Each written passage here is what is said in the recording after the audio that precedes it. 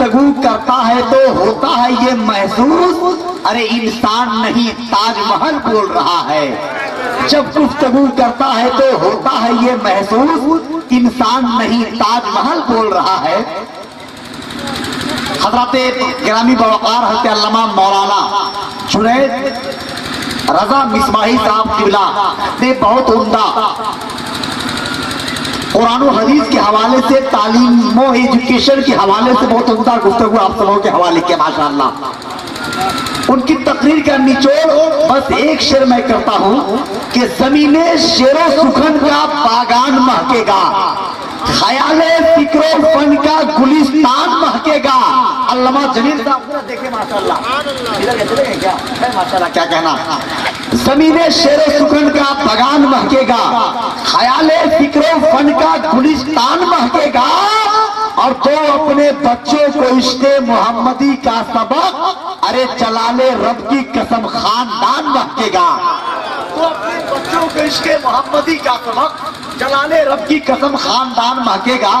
حضرات لگتا ہے کہ آپ حضرات کو نیند آ رہی ہے، ایسا لگتا ہے کہ آپ حضرات کہیں اور بیٹھے ہوئے ہیں۔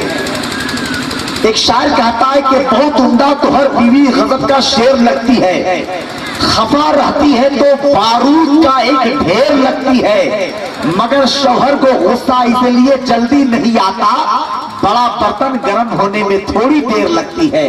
تو ایسی کوئی بات نہیں ہے، ذرا محبت سے بولیے، چکے اسٹیج محبت پہ حضرت علامہ مولانا مفتی نہال صاحب قبلہ الہ آباد اتر پردیش سے تشریف لائے، خطاب ان کا خطاب نیاب ہوگا۔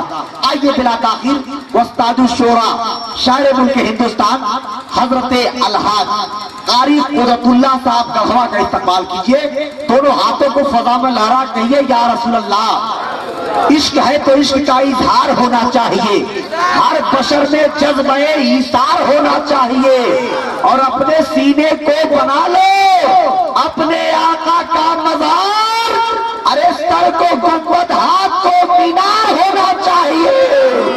اپنے سینے کو بنا لو اپنے آقا کا مزار، سر کو گنبد ہاتھ کو مینار ہونا چاہیے۔ آئیے حضرت الحاج قاری قدرت اللہ کے استقبال کیجئے۔ نعرہ تکبیر، نعرہ رسالت، سراج ملت کانفرنس، حضرت الحاج قاری قدرت اللہ صاحب قبلہ، نعرہ تکبیر، نعرہ رسالت۔ ان چار مصروں کے ساتھ حضرت شاعر اسلام قاری قدرت اللہ مائک پہ تشریف لا رہے ہیں کہ تبسم ناز کرتا ہے، ترانہ ناز کرتا ہے، گھروں کا تذکرہ کیا ہو، گھرانہ ناز کرتا ہے، ارے بہار یوپی ایک بھی، چھتیس گڑھ نہیں بلکہ قاری قدرت اللہ پر زمانہ ناز کرتا ہے۔